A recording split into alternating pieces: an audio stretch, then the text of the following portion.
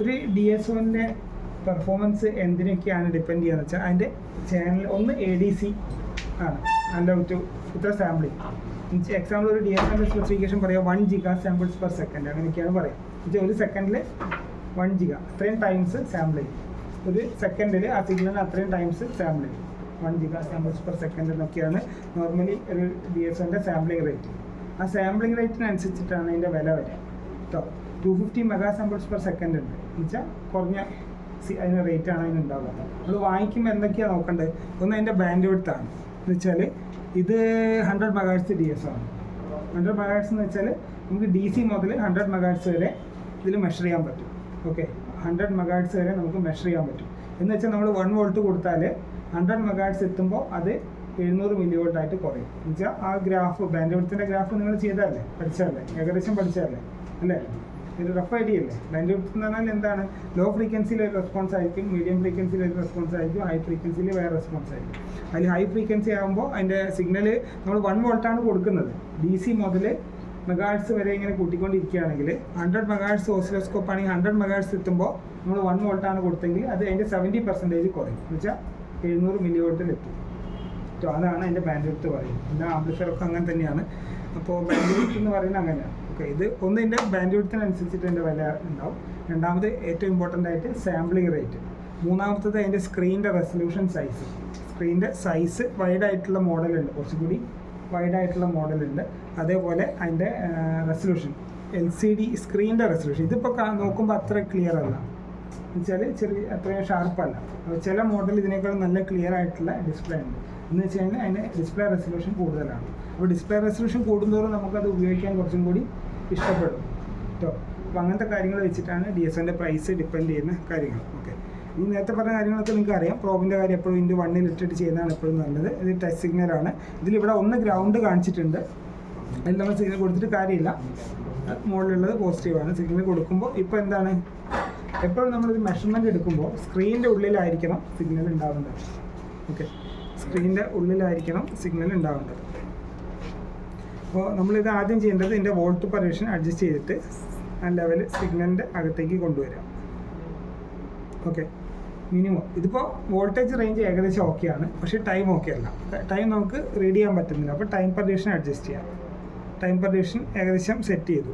Okay, 2-3 wave form വരുന്ന രീതിയിൽ set ചെയ്തു. പക്ഷേ ഇപ്പോൾ എന്തുകൊണ്ടാണ് ഇത് ട്രിഗർ ആവാത്തത്? എന്തുകൊണ്ടാണ്?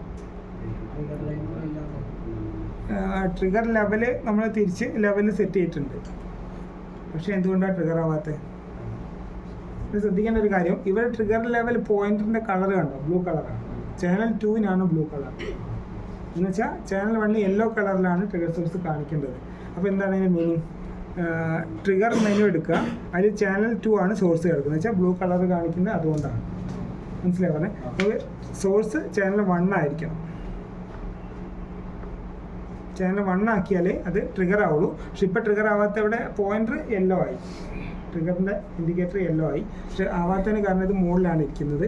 അത് തിരിച്ച് സിഗ്നലിൻ്റെ ഉള്ളിലേക്ക് കൊണ്ടുവന്ന് സെറ്റ് ചെയ്താൽ കറക്റ്റ് ട്രിഗർ ആവും. മനസ്സിലായി പറഞ്ഞാൽ? ഏകദേശം മനസ്സിലാവും. റഫായിട്ട് മനസ്സിലാക്കിയാൽ മതി, കുഴപ്പമില്ല. എന്നാലും ഇത് നിങ്ങളെ കൂടുതൽ ഡീറ്റെയിൽ ആയിട്ട് ഒരു ജോലി ചെയ്യുകയാണെങ്കിൽ വെച്ചാൽ നിങ്ങളുടെ വർക്ക് ഇപ്പോൾ R&D പോലത്തെ വർക്കാണ്, അല്ലെങ്കിൽ സർവീസിങ് പോലത്തെ വർക്കാണെങ്കിൽ നിങ്ങൾ എന്തായാലും ഇത് അറിഞ്ഞിരിക്കണം. അതല്ല വേറെ എന്തെങ്കിലും വർക്ക് ചെയ്യുകയാണെങ്കിൽ നിങ്ങൾക്ക് ഇമ്പോർട്ടൻ്റ് അല്ല. പക്ഷേ സർവീസിങ്, R&D അതുപോലത്തെ വർക്കാണ് ചെയ്തെങ്കിൽ DS എന്തായാലും അറിഞ്ഞിരിക്കണം. അപ്പോൾ എപ്പോഴും പഠിച്ചു വയ്ക്കുന്നതാണ് നല്ലത്. ഓക്കെ, പിന്നെ നമുക്ക് ഒറ്റയ്ക്ക് ഒരാൾക്ക് പ്രൊമോഷനോ കാര്യങ്ങളൊക്കെ അസംബിൾ ചെയ്യുന്ന ടെസ്റ്റിങ്ങിലേക്കോ അല്ലെങ്കിൽ ക്വാളിറ്റി കൺട്രോൾ അല്ലെങ്കിൽ അങ്ങനത്തേക്ക് R&Dയിലേക്കോ മാറേണ്ട ആവശ്യം വരുമ്പോൾ നമുക്ക് ഇങ്ങനത്തെ കാര്യങ്ങൾ എന്തായാലും വേണ്ടി വരും. അപ്പോൾ നമ്മളതിൻ്റെ ഓപ്പറേഷൻ ക്ലിയർ ആയിട്ട് അറിഞ്ഞിരിക്കണം. അപ്പോൾ ഏകദേശം ഇപ്പോൾ പറഞ്ഞ കാര്യങ്ങൾ ഓക്കെ അല്ലേ? ട്രിഗറിങ് സെലക്ഷനൊക്കെ നിങ്ങൾക്ക് മനസ്സിലായല്ലോ. ഇപ്പോൾ ഓണാക്കുന്നത് ഇതുപോലെ തന്നെ നേരത്തെ പറഞ്ഞ പോലെ തന്നെയാണ്. ഓഫ് ഒന്നുകൂടെ പ്രസ് ചെയ്താൽ ഓണാവും. അടുത്ത് ഫസ്റ്റ് പ്രസ് ചെയ്യുമ്പോൾ റിസൾട്ട് ഉണ്ടാവില്ല, രണ്ടാമത് പ്രസ് ചെയ്യുമ്പോൾ അത് ഓഫായി, അടുത്തത് ഓണായി. കണ്ടോ? ഓരോ പ്രാവശ്യം പ്രസ് ചെയ്യുമ്പോൾ ഓൺ ഓഫ് ആയിട്ട് വരും. പിന്നെ ഇത് മാത്തമാറ്റിക്കൽ ഫംഗ്ഷനാണ്, നേരത്തെ പറഞ്ഞ പോലെ തന്നെയാണ്. ആ മാത്ത് ഫംഗ്ഷൻ എന്തൊക്കെയാണെന്നുള്ളത് ഇതിൽ ഓപ്പറേഷനിൽ കാണിക്കും. ഇതിപ്പോൾ മൾട്ടിപ്ലിക്കേഷൻ ആണുള്ളത്, അപ്പോൾ ഞാൻ മാത്ത് ഫംഗ്ഷൻ ഒഴിവാക്കി.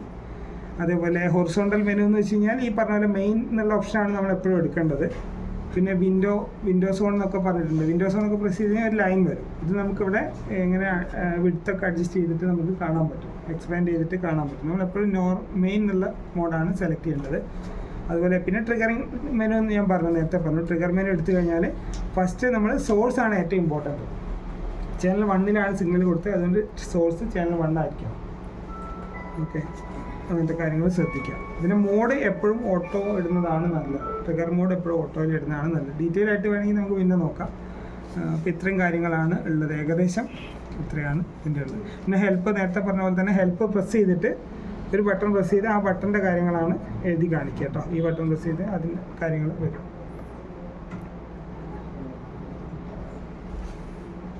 ഓക്കെ, ഏകദേശം പോരെ, ഇത്രയും പോരെ. ഇത് ജസ്റ്റ് വേണമെങ്കിൽ നിങ്ങൾ